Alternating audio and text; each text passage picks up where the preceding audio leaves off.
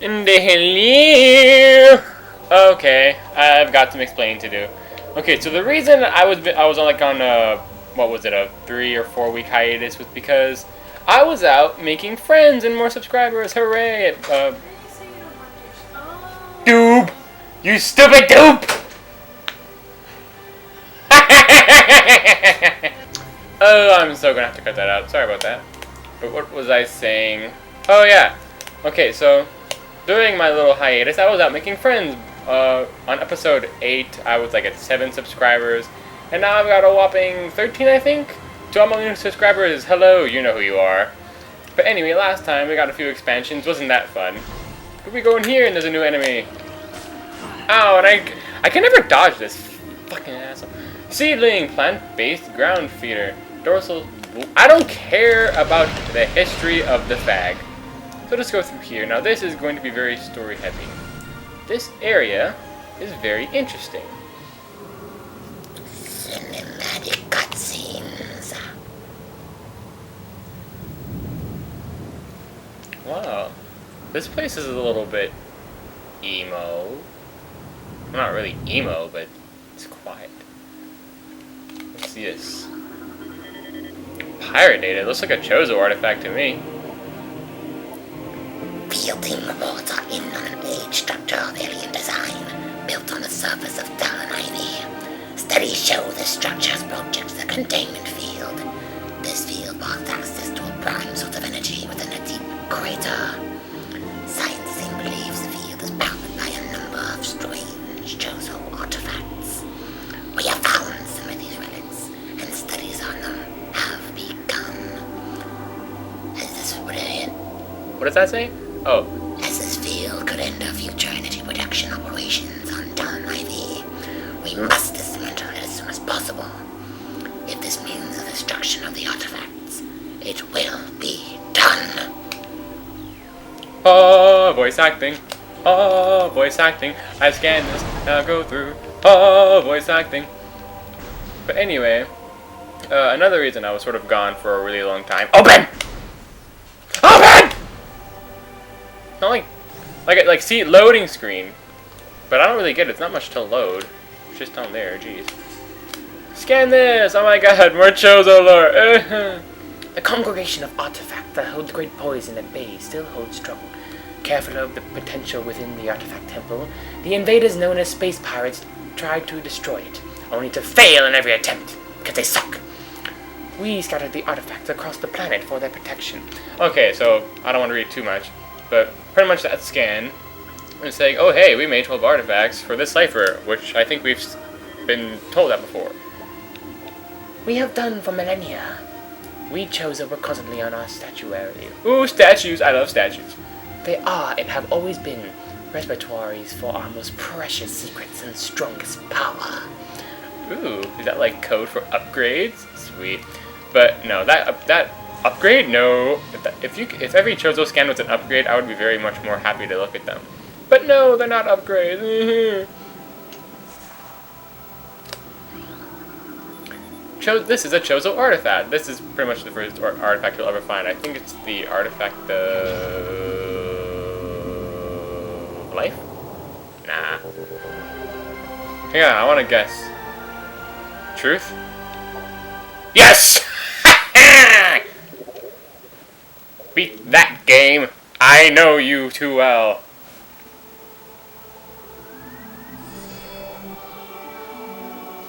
But as I was saying, another reason I was on my hiatus was because I had a lot of tests to do at school, and even today I actually had OSSLT, which is like Literacy Test of Ontario. And let me tell you how bitchy the teacher was who was looking over my class. What happened was, I was on the last question, and she's like, you have 1 minute to finish it. I'm like, okay, I can do this last question in a minute. And then she starts collecting them. It's like, dude, you said 1 minute. What the hell is this, man? And what's dumb is that there was actually a girl who was still working, and she didn't cuss her out, but she cussed me out when I still tried. And it was like, you are a bitch. So, I didn't really explain what we just saw there, but those little things I scanned, you don't have to scan them, even though they said, oh, it goes into your logbook. You don't have to scan them. I don't know why they included that, as recorded in the logbook. But you don't have to scan them. But they do give you clues on where to find other artifacts. You might say, what's the point of the artifacts? Well, if you've been paying attention to the story and how little I've been explaining of it, then you'll know that to get into the impact crater, which is the thing that the Chozo have sealed off using the 12 artifacts, you'll get the 12 artifacts to go into the impact crater, which, spoilers, is the end of the game. So, oh well, that's the way the cookie crumble. Now, anyway, now that we got the space jump boots in the last episode, and we've covered a little bit more of that story and Chozo lore, I think, yeah, I think I'm going to cut this off, and I'm going to meet you guys at Phendrana Drift, because I could go back through my Magmar Caverns to show you guys, but you guys already know the way. It's just going to take up precious video time, which, by the way, I do have unlimited video time now. Very happy about that. I'll be very much more forward to looking to bigger videos, yeah. I'll be very much looking forward to having longer videos now. We'll see how that works out. It'll probably mean longer loading times when I'm uploading them, because I have a laptop really slow, but it works for my purposes. But I've been blabbing on. I'll see you at Phendrana frickin' Drifts. Hello everyone, and we are in Phendrana Drifts again. Glad to be here. I think I just sang my entire way through Magmar Caverns. I'm telling you, that Ridley theme, I'm telling you, man, it's really cool. But anyway, I kept interrupting myself, so there were like 3 reasons, actually no, mainly 2 reasons, that I hadn't recorded in a little while. Actually no, there's 3. Dumb Daniel. One reason was because, oh, double jump here. One of the reasons was because I was out trying to make more friends and subscribers, and just subscribing to other people who were like me, you know, just starting out, and I met a bunch of new people, so I'm glad about that. Number 2 is because I didn't really feel like it. You know, all the work had really left me tired out, and I didn't really feel like recording very much. And then number 3 was because the actual work, I know! Dumb shit. Yeah, you can't come to the door, because you're a monster monitored for that area. What you got? Damn you. I can't shoot past you. Yeah. Okay, none of that tomfoolery.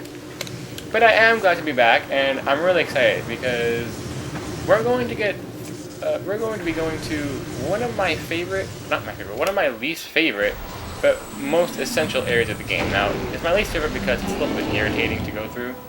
Kind of dumb. These are new enemy, by the way. They're pretty much like the regular parasites in the Space Frigate Orpheum, except ice! Hooray! But anyway, like I was saying, it's my least favorite area of the game. Or area within an area, because it's still in Phendrana Drifts, but it is the most essential because this is definitely where the game actually picks up in terms of action, your power-ups, and all that stuff.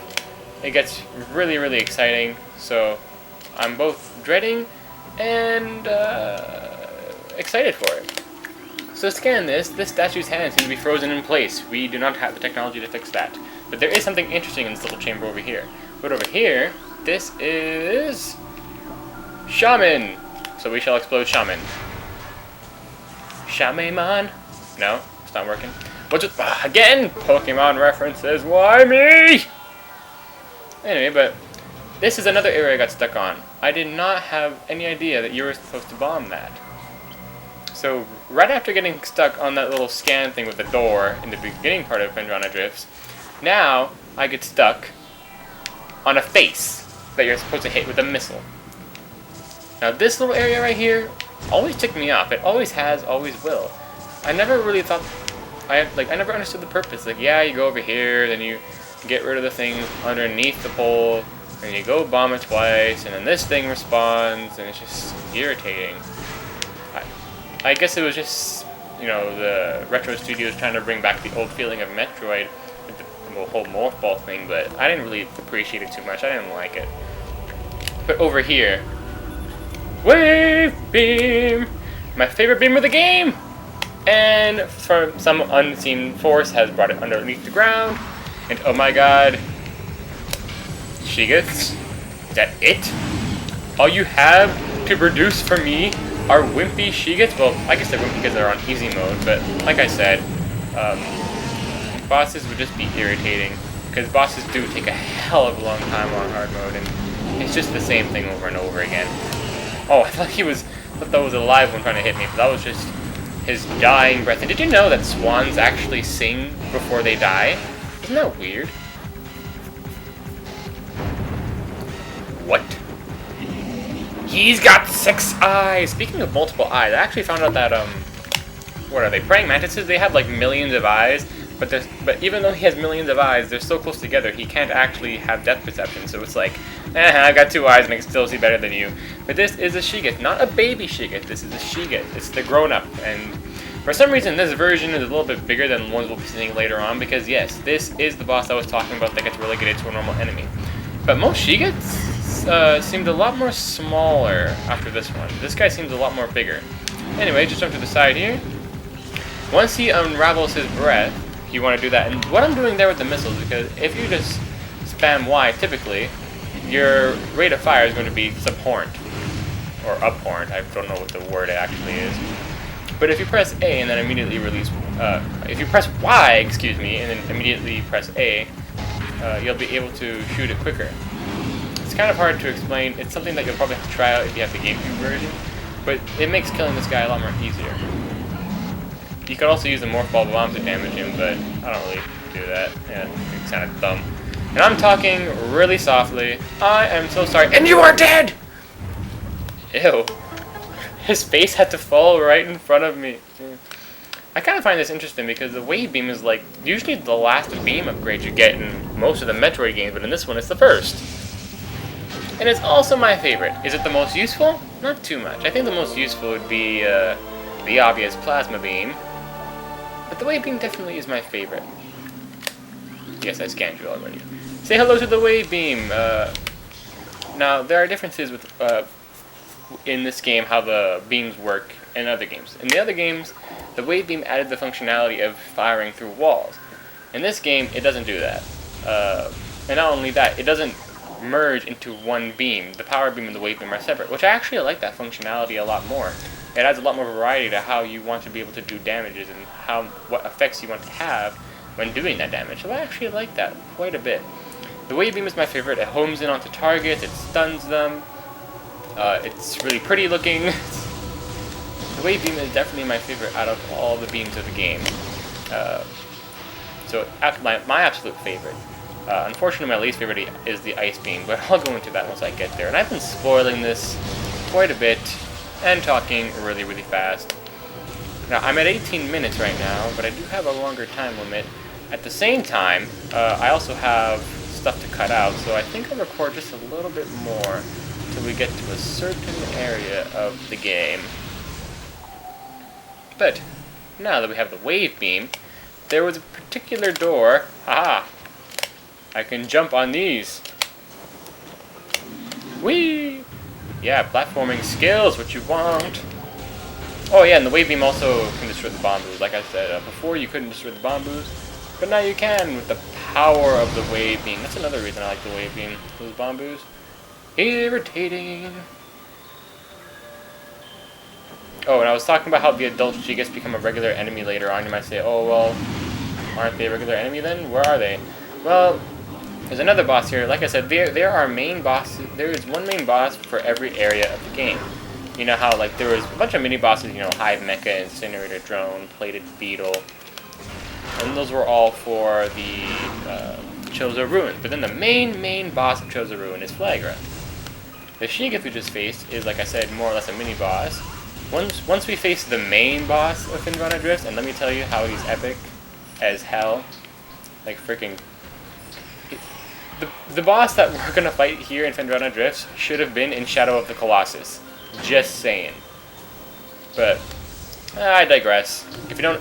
Shadow of the Colossus, great game by the way. I've never actually played it, but I have seen a fantastic Let's Play of it by Lucajin. I highly recommend it, and I sound really gay making these awkward emphasis on my awkward voice. Indeed. Open! Now, that door over there is a Wave Beam door. And now that we have the double jump, I messed this up last time. Jeez.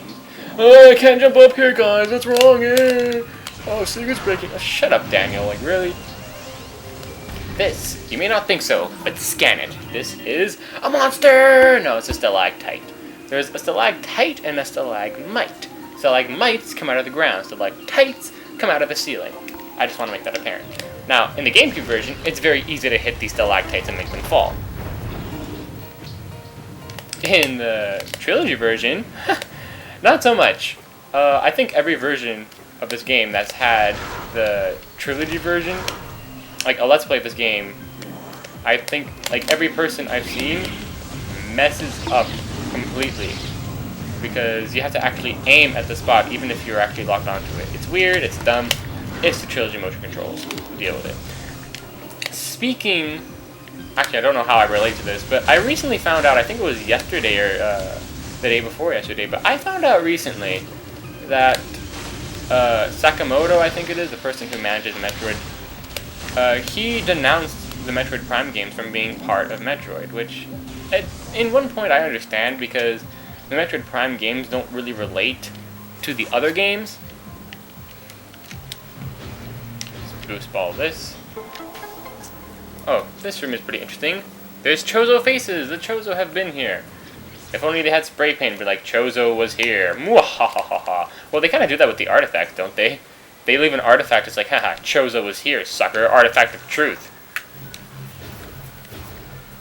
Okay, as I was saying, he sort of denounced Metroid Prime games as not being part of the actual series, which I sort of get in one respect, because they don't really relate to the other games. It's all about a certain toxin, which, if you know, that toxin was actually what the pirates injected into the Parasite Queen, which we fought in the Space Frigate Orphean, but... Well, I spoiled everything else. It's called Phazon, but you'll see it later. But the Metroid Prime games are mostly all about Phazon. Now, we're timed here, so we gotta hurry up. This is where those little flickerbat guys who do their own thing get annoying, because they can... See? Just like that! They can hit you. Now, come over here. You're not supposed to go here. But there's an energy tank, and typically, you're going to need them. Now, if I'm good at this, and I try to be, I'm pretty sure I can double jump over there. Yeah, that's what I'm talking about. What you got on me? You got nothing on me. But I keep interrupting myself. But yeah, the Metroid Prime games are all about Phazon, and don't really relate to the rest of the series. So he kind of denounced them as not being part of the canon story, which I can sort of understand. At the same time, it explains the origin of the Chozo and where they're from, and, you know. So I kind of think it has some relevance, and I don't really... Because the Metroid Prime games are so independent from the rest of the series, I don't see the difference of being part of the actual Metroid canon story or not. There really is no difference. But anyway, now that we're here, next episode we're going to be going somewhere a little bit interesting. I'm just going to go over here, get the area on the map first, and then I'll show you. Come on. Specimen storage. So there's organized storage facility around this area. I wonder what we're going to be seeing in the next episode. I'll see you guys later. Make sure that you sub and troll. No, I mixed that sentence up. Make sure that you like and subscribe in order to fight the trolls. And I'm going to go eat, and I'll see you guys in the next one. Ciao for now. That was really gay. Shut up, Daniel. Such an idiot.